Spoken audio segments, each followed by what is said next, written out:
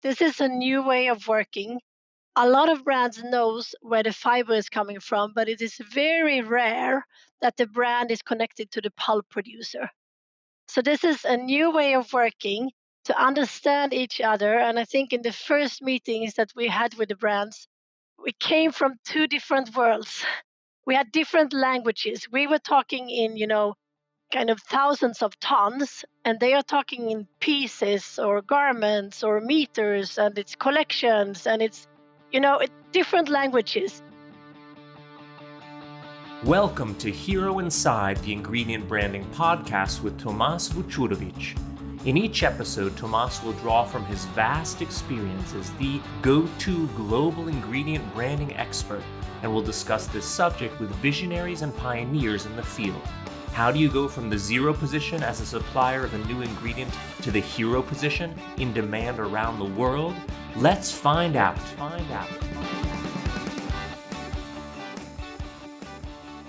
Hello and welcome back to the Hero Inside Ingredient Branding Podcast. My name is Tomas Vucurevic and I'm the creator and host of this pod. Today I'm meeting for the first time with two guests, and I'm looking forward to speaking with Angeline Elfström and Johannes Bogren from Södra about scaling NextGen materials without loose ends. This will be a very special conversation because Södra is a very special company. Södra was founded in 1938 and is the largest forest owner association in Sweden, with more than 50,000 family forest owners as members. So a completely different framing than most other ingredient brands, perhaps only comparable with the iconic Woolmark brand, which is managed by a non-profit enterprise owned by more than 24,000 wool growers from Australia.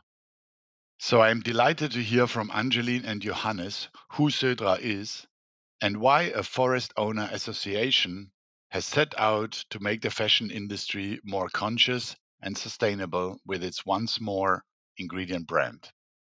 Hello, Angeline. Hello, Johannes. It's great to have you both as guests today. Welcome to the Hero Inside podcast. For the first time, we have two guests, and therefore I believe it's best if you briefly introduce yourselves and explain your roles at the Södra. And of course, I would like to give the lady first.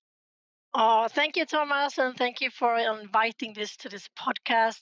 My name is Angeline Elfström. I'm the business development manager for OnceMore. I've been working with Södra for 5 years, and now my responsibility is to bring new partners on this journey. So connecting to the different steps in the value chain, spinners, fabric manufacturers, but of course, the brands is my priority to tell them everything about OnceMore to join us on this fantastic journey. Okay. Hi, Thomas. Nice to see you again.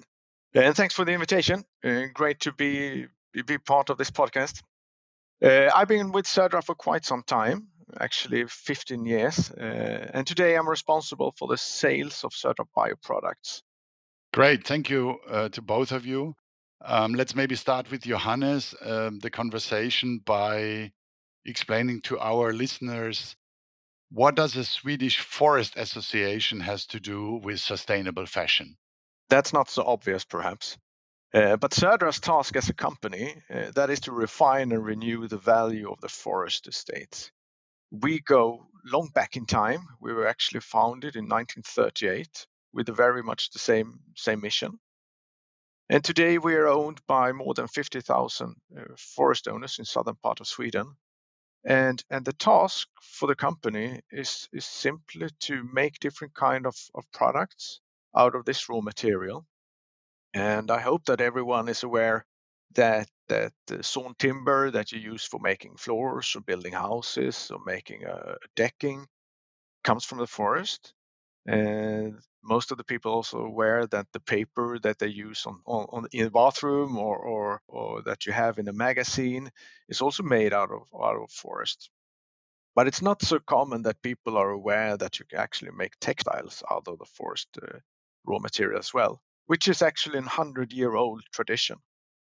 And Södra joined this industry back in 2011 when we started our own dissolving pulp production at one of our mills in Mörrum. And this raw material that we make, the dissolving pulp, that's the starting point when you make viscose fibers, or you make lyocell fibers, or you make modal fibers. And there were one main reason, I would say, why Södra started working with what you then said, the fashion industry or the textile industry, and that is really the challenges that industry is facing. Back then, 10, 12 years ago, we talked a lot about cotton cultivation and how unsustainable the cotton fibers might be when it's produced. There's a lot of use of water or pesticides. And at the same time, the most common fibers that is used today is the polyester fibers that originates from fossil sources. And this is where we kind of saw that, well, the whole world is into a new transition into a green economy. And this could be really be a good starting point from Södra's point of view to engage in the textile industry. And that's why we started back then. So let me maybe quickly repeat or summarize what now then OnceMore is. It's the first large-scale process for recycling those blended fibers or fabrics, combining then this textile waste with wood from your responsibly managed forests to help produce then the supply chain high quality textiles. Is that a good summary? Yeah, Thomas, that's a good summary of what OnceMore is. So now comes an interesting question. How and why did you actually come up with the idea of developing this process as an ingredient brand? That wasn't immediately apparent, was it? No, absolutely not. But it's something that grow on us. For us, when we entered this textile value chain, we were quite surprised when we saw that textile recycling is not a concept at all. Less than 1% of the textiles are recycled from previous made textiles. Yeah, and that number didn't go up much, right? Since in the past years, when we look at the recent reports, it's still below 1%. Yeah, it's very steady, especially if you look at textile to textile recycling. It's really a slow development. And this is where we thought we could make a contribution. And together with an in-house innovation of how you could separate polyester from cotton, using the existing technology that we have, the existing knowledge that we have, the assets that we have from our wood-based dissolving pulp technology, that was really the start of OnceMore. And when we announced it in 2019, we were really surprised by the amount of inquiries and questions we started getting from brands, something that we have never seen before. I mean, we are normally an anonymous raw material producer, but OnceMore really gave us a kind of a new platform. And after all these inquiries, and when everyone was so curious about OnceMore, we started thinking, and that was really the start of OnceMore as an ingredient brand. Our embarking on this project in 2020 was also a little bit different. Maybe it also has to do with the setup of your company, but I think we spent a lot of time really before we started the project to have a broad dialogue with your team, with the expanded team around what would it mean if we become an ingredient brand? What would be the impact on our company, on our organization? What new competences would we need to develop? Yeah, that's definitely part of kind of the Swedish culture, I would say, that you really need to involve everyone and could perhaps also be part of Södra's culture. Someone would say that we are perhaps a little bit too slow or things like that. But at the same time, once we do something, we have made up our mind, then we really go for it. And then we are really, really good at it. I think it's high time to bring Angeline now into the conversation. So let's make a leap from that time, 2020, into the present. You are now responsible for the OnceMore activities. Where are you almost 2 years after the market introduction? I remember the brown shirt from Jack and Jones, which I think it was launched in June 2022. And in the meantime, you have been able to win more brand partners, haven't you? Yeah, the last 2 years has been very exciting for us. And you're right. We had the first launch in June 2022. It was a shirt with Jack and Jones, and I think you have one of those, right, Thomas? Yes, I do. It's unfortunately it's an audio podcast. Obviously, if we would have done a video podcast, I would wear it today. Definitely, it's a nice summer shirt, right? Of course, this was a huge milestone for us. I mean, Johannes told you about our roots and where we come from. We have produced dissolving pulp for many years, but we've never talked to a brand before. So this was a huge milestone for everyone in Södra and for our members, being able to see, to feel a garment with the label and the hang tag of OnceMore, confirming that the raw material in this garment comes from our mill in Mörrum. And I mean, this was also a dream come true for us in the project, for myself, for Johannes, and for our colleagues. It was a moment where we understood why we did this with OnceMore. It is an ingredient brand, and also the values that we can add.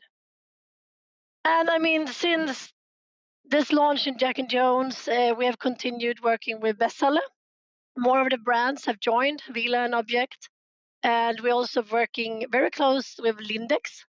We actually had a pre-launch party together in Stockholm a couple of weeks ago, and now we have a joint campaign. And I think this also shows the value that we can add to the brands and how we can work together. Because this campaign shows really where the raw material comes from, and it's a beautiful midsummer capsule collection. That's great to hear. And based on my experience, I also have to say that this went relatively quickly. You know, we heard some ingredient brands in our previous podcasts who worked years on the collaboration with major brands. So it really compliments for that achievements. But I also know that this is a lot of hard work. We see each other at many events, and everywhere I can feel the how much passion and commitment your team is putting behind the OnceMore approach. So does the brand give your team also a sense of identity and a feeling of belonging? Yeah, I fully agree. We have a very dedicated and engaged team who actually loves what we do. I mean, we see the potential for OnceMore and how we are an enabler for the fashion industry, both when it comes to the material, that the brands can use a material that is better than the conventional, but also when it comes to the transparency, knowing where the raw material comes from. And I mean, this is a new way of working. A lot of brands knows where the fiber is coming from, but it is very rare that the brand is connected to the pulp producer. So this is a new way of working to understand each other. And I think in the first meetings that we had with the brands, we came from two different worlds. We had different languages. We were talking in, kind of thousands of tons, and they are talking in pieces or garments or meters, and it's collections, and it's, different languages. So I mean, the 4 years now that we've been working with OnceMore and the brands, we have learned a lot, not just about ourselves and our OnceMore brand, but also from the brands and how we can work more closely to understand each other, to understand each other's challenges. Because if we don't know each other's challenges, it is very easy to say, how hard can it be? So I think having this close collaboration with the brands, showing them our love for OnceMore and actually what we can do for them. And I would say, sorry, just let me comment on that, because of course we have learned a lot from the brands, but I will also say that the brands have learned a lot from us on how it is to be a raw material producer, and we're all into this green transition that is coming up, and we need to evolve the way we work. So it's been really fruitful and something that we really need to continue to do to work together. Great input, Johannes. Let me take that and input and go back to the development of the brand for a moment, because for us it was clear back in 2020 when we looked at the developments that are indicated by Textile Exchange or other NGOs that there will be hundreds of sustainable materials available at the time the OnceMore brand will be really visible in the market. And that's why we have asked more from you than going out there and just saying, oh, we have another sustainable fiber.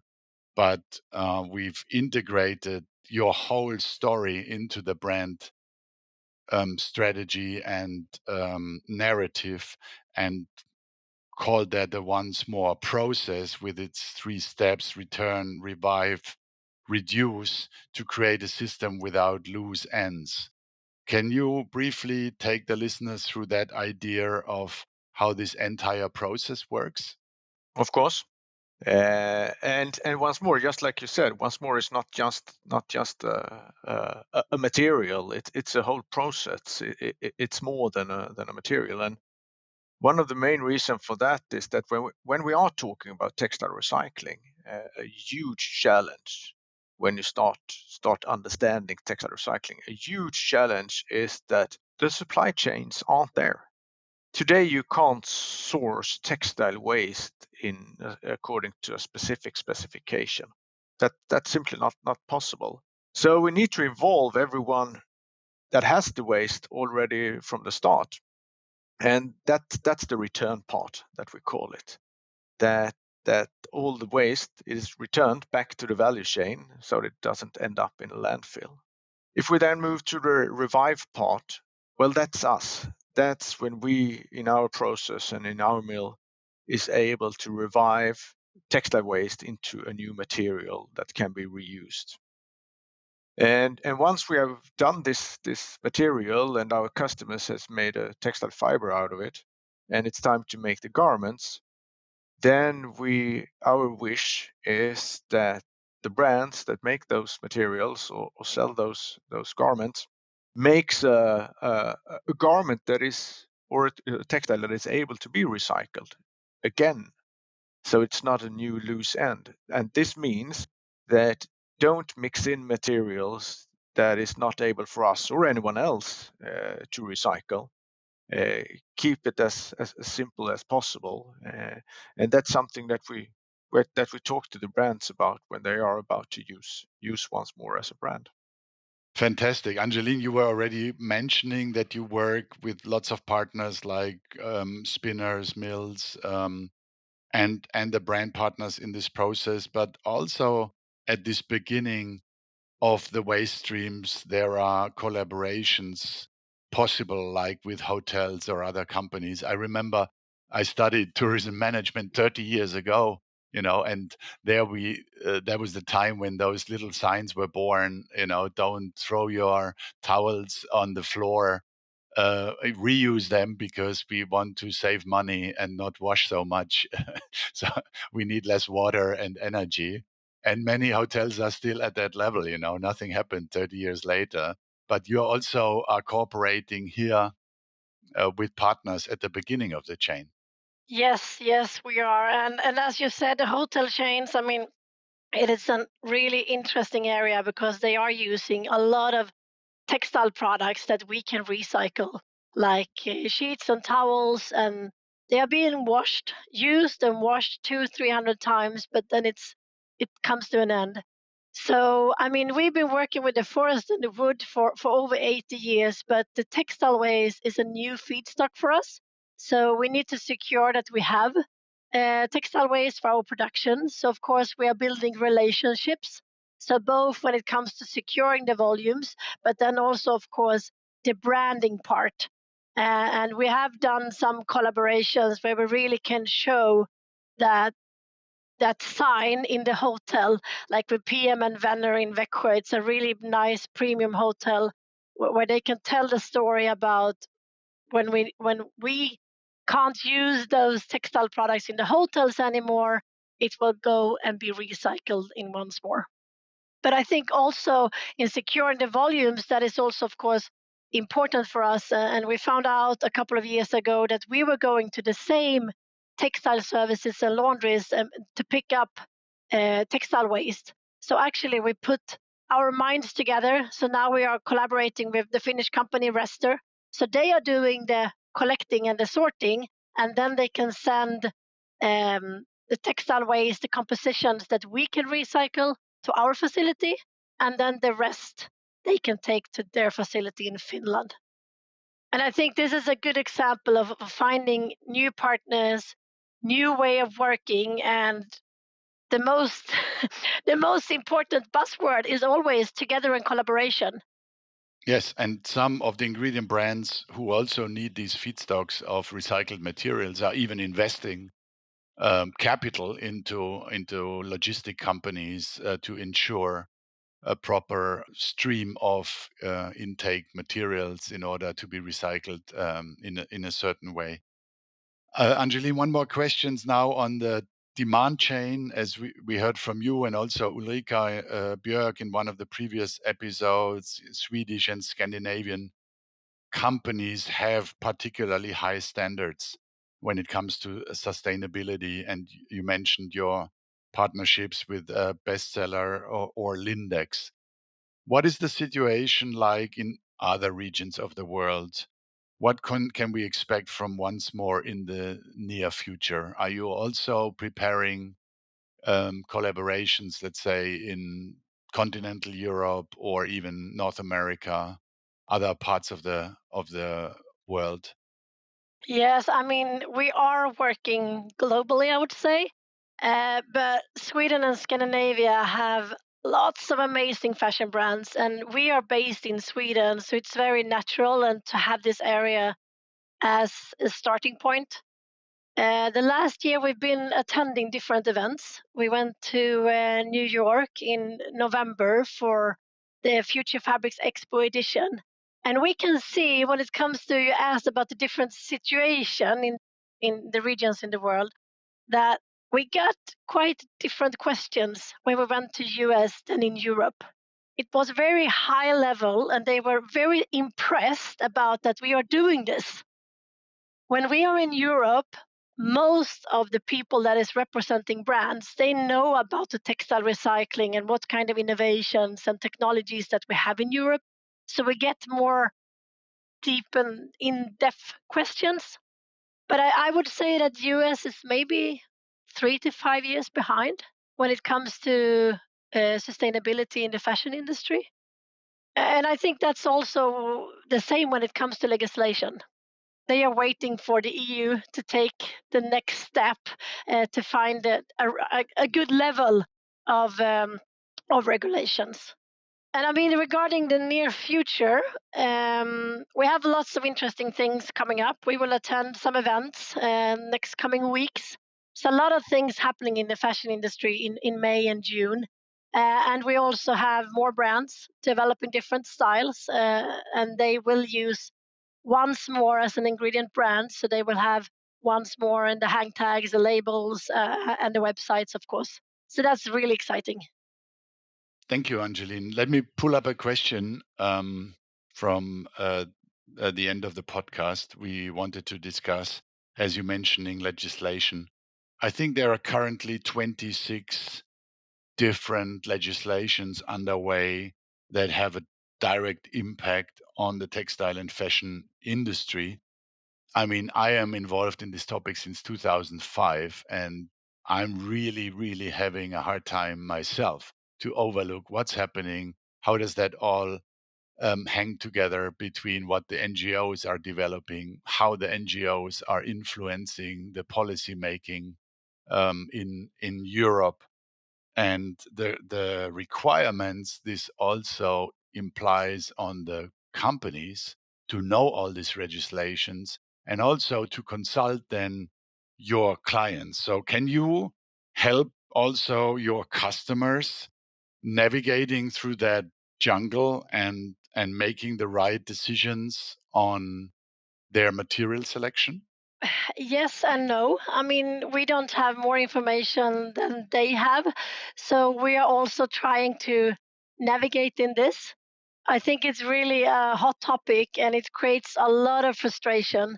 And when I'm talking to brands, I mean, big brands, they have people focusing on this, but I think it's really hard for the smaller brands. They don't have all the knowledge and the resources to keep up and prepare for what's going to happen. But I mean, we have an industrial policy specialist that is trying to navigate in this, and we are also part of different reference groups.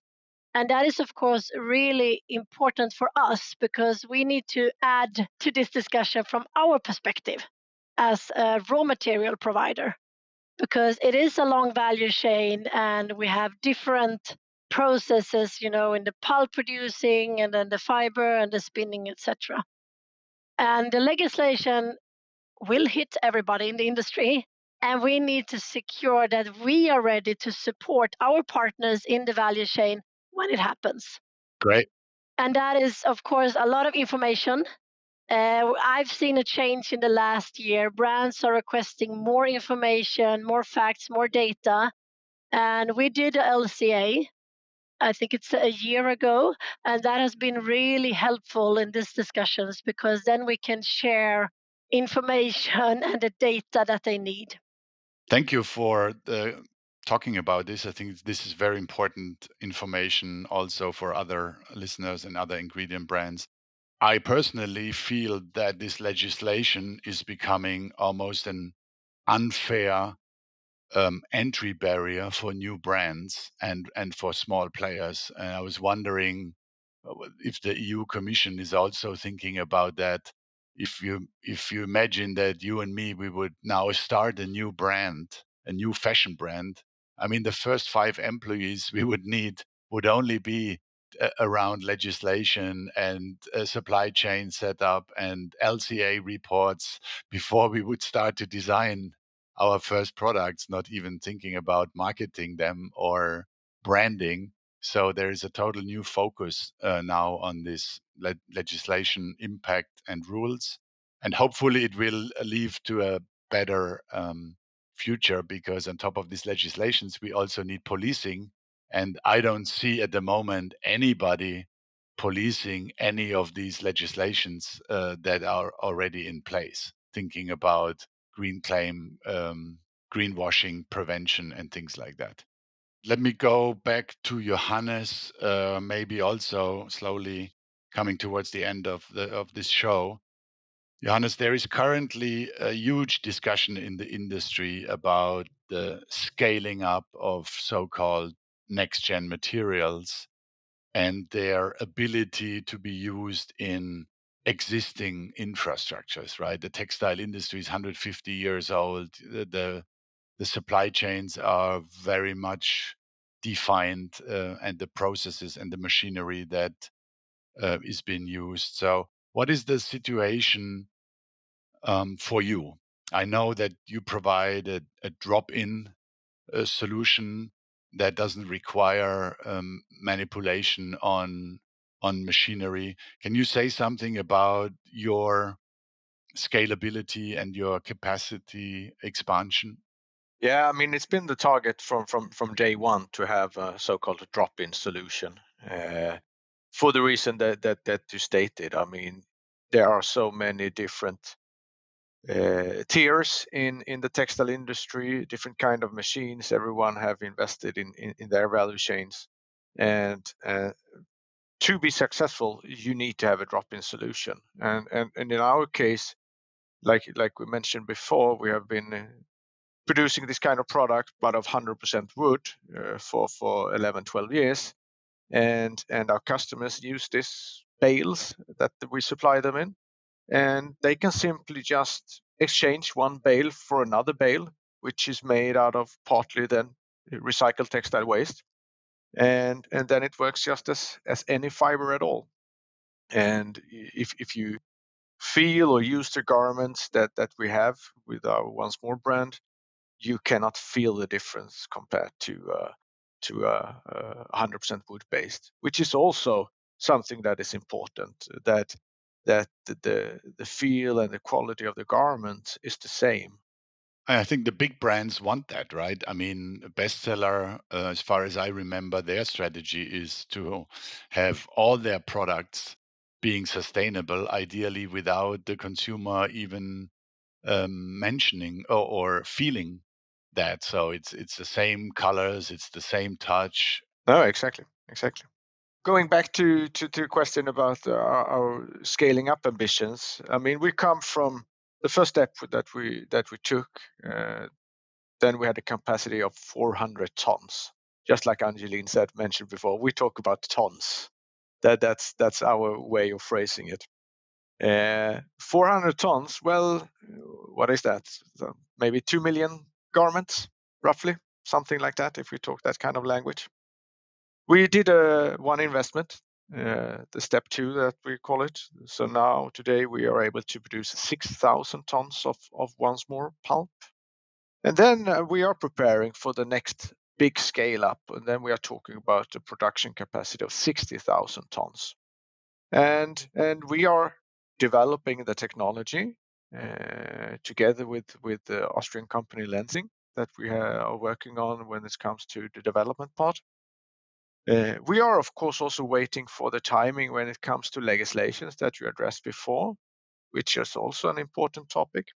And the overall right timing. I mean, it's also important to get this kind of feedback from the brands that they are willing for this transition. So we are preparing for the next scale up step, which is 60,000 tons. That is definitely an impact. As we all know, the total market is around 100 million tons. So coming in with 60,000 tons is definitely something that can be felt in the market. Looking forward to this development and wish you all the best. That brings me also to the end of our podcast, where I also have a little ritual with my guests. First, I would like to know, you are now in the ingredient branding for 2 years. We talked about the project before. Do you have any specific questions or challenges that you came across during this journey that you would like to discuss? So, do you have a specific question here? I don't know if I want to discuss it again, but I think one of the hot topics for us when we were doing this work together with Brain was really the connection of Södra, our company, and the ingredient brand OnceMore. And I think this is kind of a challenge when it comes to the textile industry because we have a long value chain of pulp, fiber, yarn, fabrics. And if everybody puts, its company names, its brand names, its product names, it is kind of confusing for the brands. Yes, that is something that started, I think, with the beginning of the recycling age. I would say historically, the ingredient brands were closer to the finished product.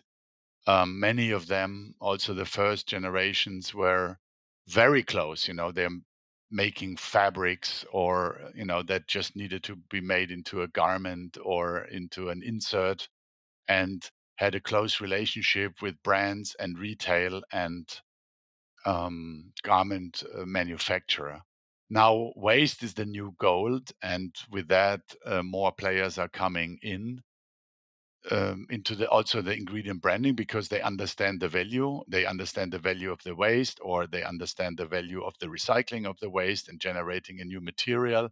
And in this long textile chain, now more and more brands are collaborating. I call that vertical brand collaborations. And now I see a lot of vertical brand collaborations where different ingredient brands at different steps of the chain are working together. And sometimes I have the feeling that they do not thoroughly enough invest how that brand collaboration looks like. They're just throwing all the logos together and they're creating something that maybe is then not understood by a consumer in case of all of those ingredient brands would be communicated. Because you still, as an ingredient brand, it's all about your brand promise. And you need to make sure that you bring your brand promise across also when you go into a collaboration. And I would recommend to partners when they collaborate to spend a little bit more time and really trying to understand the end product that they are creating, and coming up with a logical joint communication that makes sense as a total, but also gives the right piece of communication to the individual players. Not just, throwing everything together in one pot and say, oh yeah, this is the product made out of those all of those ingredient brands, and then they're all connected with the X, but you need to make sure that you communicate what is your contribution to this end result. Secondly, we also want to learn for more ingredient brands. Would great to have you here today, but is there something in your network that you would recommend to us as a guest? I met Magnus Granhed, who was the founder of Recco, the avalanche searching system, which was launched in the 70s. And I would like to learn more about his story and how they turned Recco into an ingredient brand without actually knowing that they did it. That was how he explained it. But something that you see on jackets and all kinds of ski boots and everywhere you find Recco.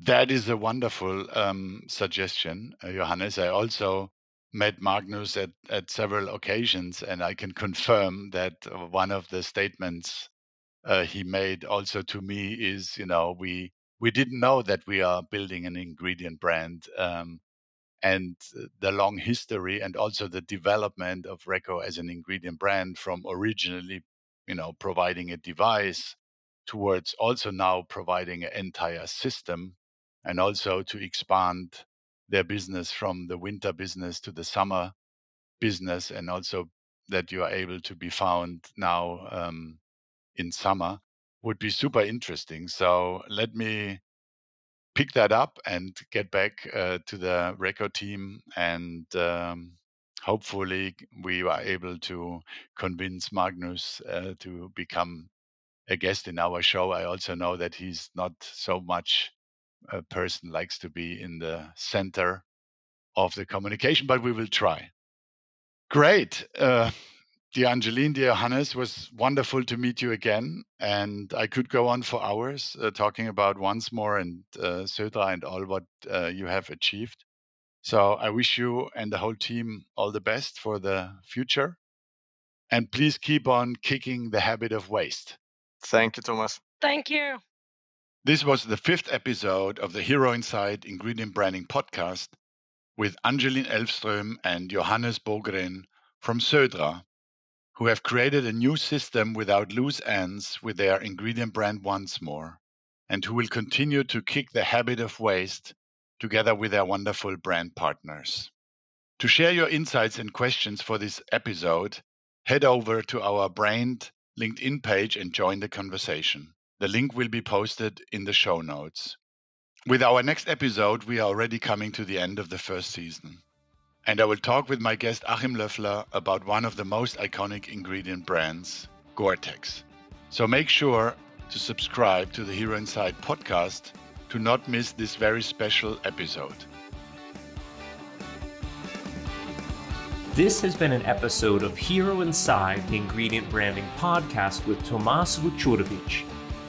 Each episode features stories and wisdom from game-changing creators and the shapers of the world's most exciting and influential ingredient brands. To learn more about ingredient branding and Tomas's work, visit brained.co. That's BRAIND.co. Until next time.